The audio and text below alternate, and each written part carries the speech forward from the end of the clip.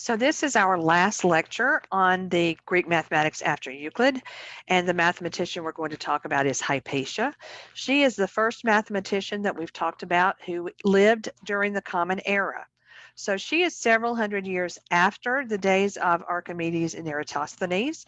There is still a connection between her and Alexandria. That's actually where she was born, grew up, lived, died, worked, all of that. She was the first mathematician that we know about, and we will come back to her in the last module on women in mathematics. I'll just put the same PowerPoint back in that last module and just kind of mention her as, hey, remember Hypatia. So today, this lecture on Hypatia is fairly short, and I need to share the PowerPoint with you and go back to the beginning.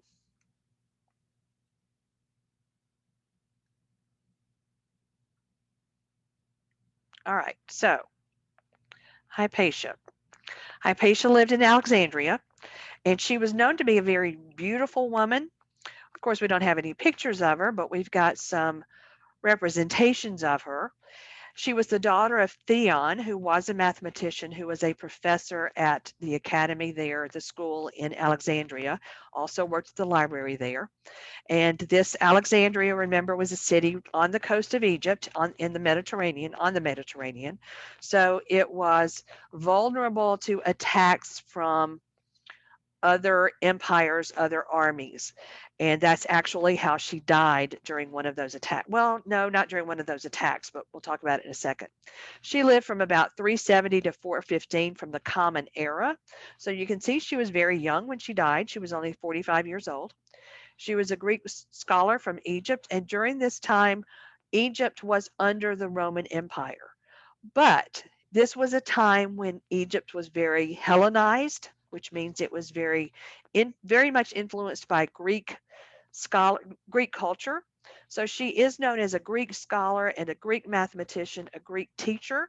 She's the first notable woman mathematician, and at this academy in Alexandria, at which the library was attached, or to which the library was attached, she taught both philosophy and mathematics. And we're going to see throughout the history of mathematics that close connection between philosophy and mathematics. We've already seen it with Pythagoras. Um, Plato is one of the examples there, the Platonic solids that we may have talked about in a previous lecture. What we know about Hypatia for sure is that she wrote commentaries on Diophantus, and he's a Greek mathematician that we'll talk about when we talk about the development of algebra. And she wrote a commentary on Apollonius' work about the conics. And we heard about Apollonius when we were talking about Archimedes, and the quote from Leibniz mentioned the work of Archimedes and Apollonius. We also know that she edited Ptolemy's books Almagest, and we'll talk about Ptolemy when we talk about math and astronomy. And we know that she edited a copy of Euclid's Elements and provided her own commentary for that.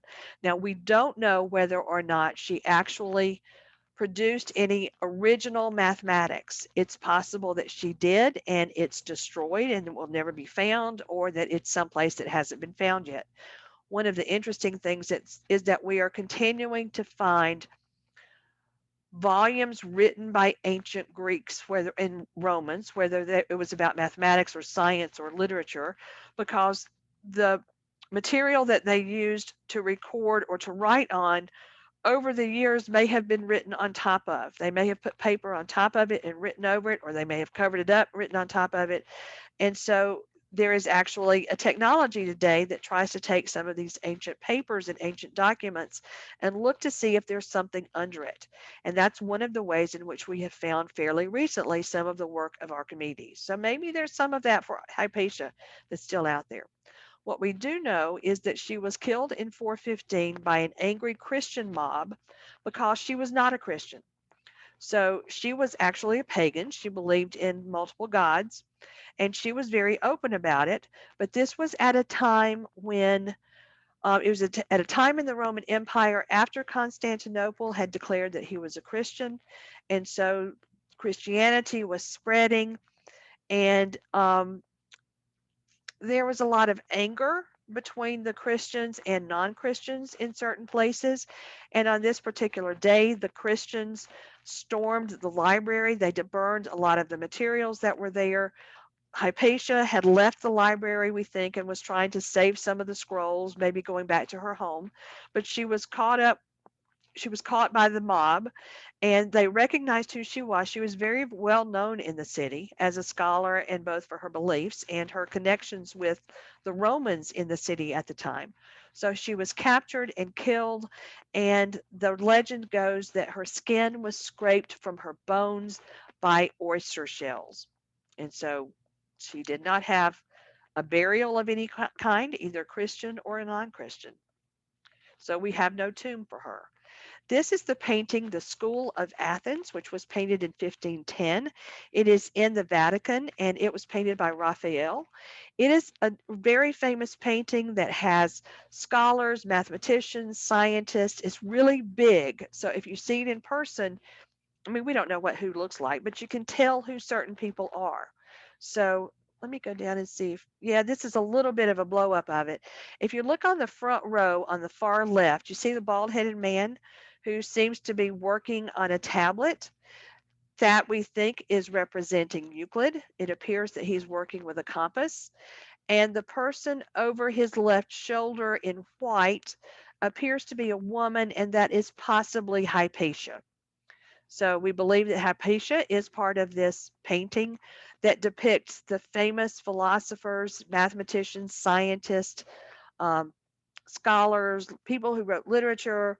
All of those people are here in this one picture that is in the um, Vatican.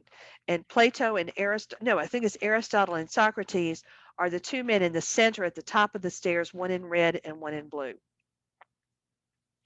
There is also a movie about Hypatia, which was from 2009. The title of the movie is Agora, and Rachel Weisz played Hypatia. Of course, Rachel Weisz is very beautiful, and as I said, we believe that Hypatia was as well. So you see there in the top left picture, she is using an instrument to measure the angle of something, and she looked at the connection between she had some Pythagorean beliefs in her.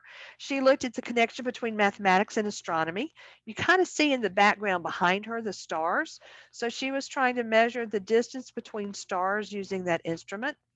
Below her, below that picture, you can see that she's in the library, and all of the works in the library at that time were gathered together. I mean, they were in scrolls. That's what they used to, that's how they stored the work that was written.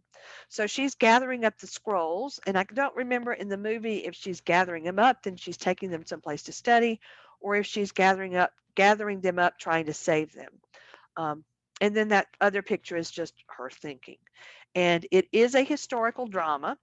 It's based on history, but we don't know an awful lot about her. So, there's a lot of filling in the gaps in this one. She has some love interests in the movie, and she has connections with the Romans in power.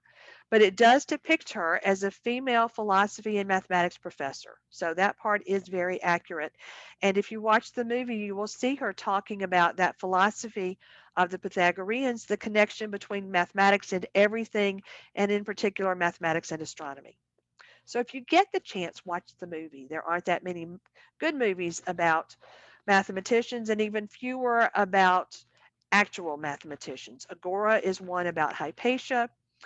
A Beautiful Mind is about John Nash. The recent one about Ramanujan, the Indian mathematician, The Man Who Knew Infinity, is also really good.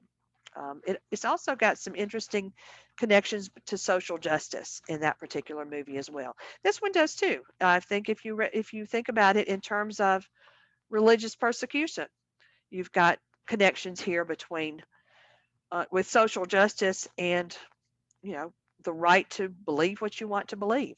So that's the end of this lecture. Like I said, it was very short, and let me go stop the sharing so that I can end this. There we go.